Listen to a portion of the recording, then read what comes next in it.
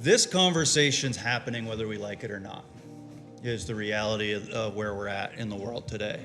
It's happening in Europe, it's happening in Australia, it's happening in the US. People are questioning what's going on and what should happen at the end of it. And it's happening because when we harvest an animal, remains that are left behind are a resource for everything else on the landscape. And if I don't know what's coming in and feeding on this, and there's potential for consumption of something that I didn't intend, then that's something that I should at least think about and understand what that potential risk might be. What you decide to do from there is a kind of the choice that we're now faced with.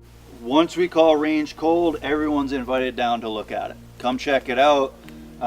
Come see what the system looks like, come handle the bullets, do the whole thing, ask whatever questions you got the whole time, right? I'm here because I want people to have someone to talk to about this, so let's talk about it. If you think, whatever you think, good, bad, or ugly, doesn't matter, let's have the conversation.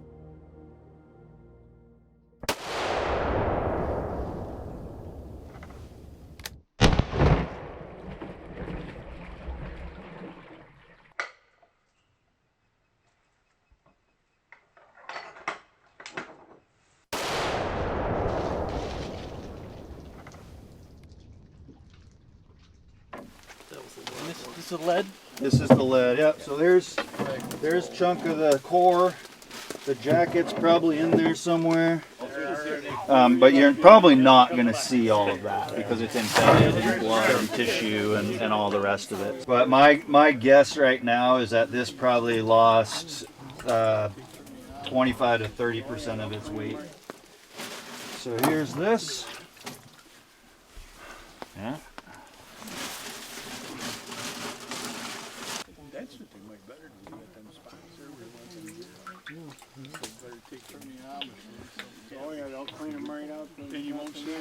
If you're running into issues with a particular bullet, it's not necessarily the material, sometimes it's just that design, right? Same as if you had a lead bullet that didn't shoot very well. You wouldn't say, oh, lead bullets suck. You'd say, well, that brand doesn't work well in my rifle. Go try something else. So that's one of the pieces I think people will grab a box, try it, and say that stuff doesn't work, and they go right back to what they were using before, which I completely understand, right? You've got something that works, it's a whole lot easier just to keep using it.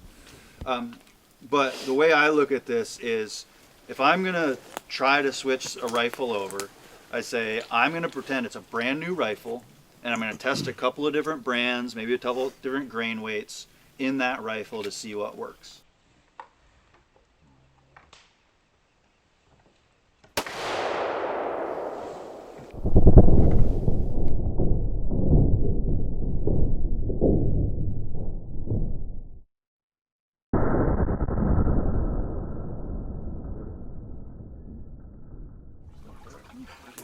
So yeah, let's pull this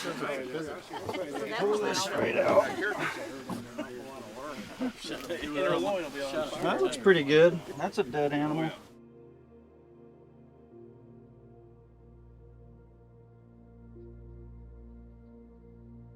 What I've heard from people is that's the number one argument. Yeah. I think very few guys that are hunters are not conservation minded enough that they're not going to agree to do something that's going to help the whole big picture. But the biggest argument is one, finding it, and two, being able to afford it. Yeah, absolutely. Paying almost double for copper. I don't know about that. It's matching up a lot more. They're pretty But I mean, close. is there, what can be done to change that? Yeah. That's one of the biggest challenges, is getting this product into stores. Not so much of a challenge at Sportsman's Warehouse, but at the mom and pop local county store that a lot of you are going to, it is a challenge. And so word of mouth, talking, asking for the product. This is a supply and demand economy. Yep. The more we go out and ask for it, the more that we're going to start seeing it on the shelves.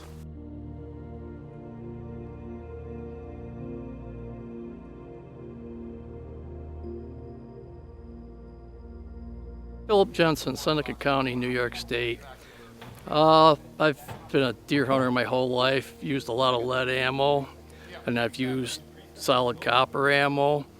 Performance-wise, I haven't seen a difference between the two, except that the copper tends to stay almost 100% weight retention, and the other ones blow up. And after seeing this demonstration of how much lead gets spread out on a lead bullet, I think I'll probably be using mostly copper for my future deer hunting, just for the fact that it's not spreading lead all over the place.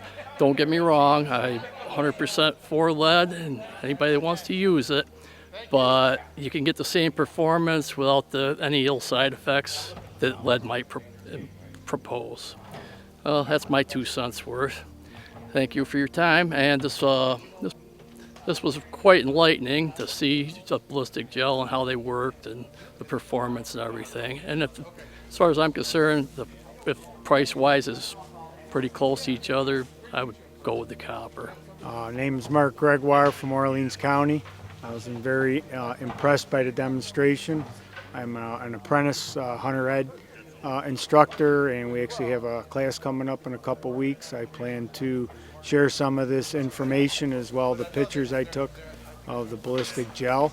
I believe people still should have the choice, but I think it's good to be informed, and I think as hunters and conservationists, anything that we can do to help the environment is always a good thing. My family, 100% of our meat consumption comes from our deer harvest, so I also have to start thinking about that as well. So the website that the folks provided, I did a little looking, and there's actually a gun shop in my town. I'm going to call them up when I get back into cell coverage and order some copper bullets. I am going to present this to my hunter ed classes in the future because I think it's worth noting.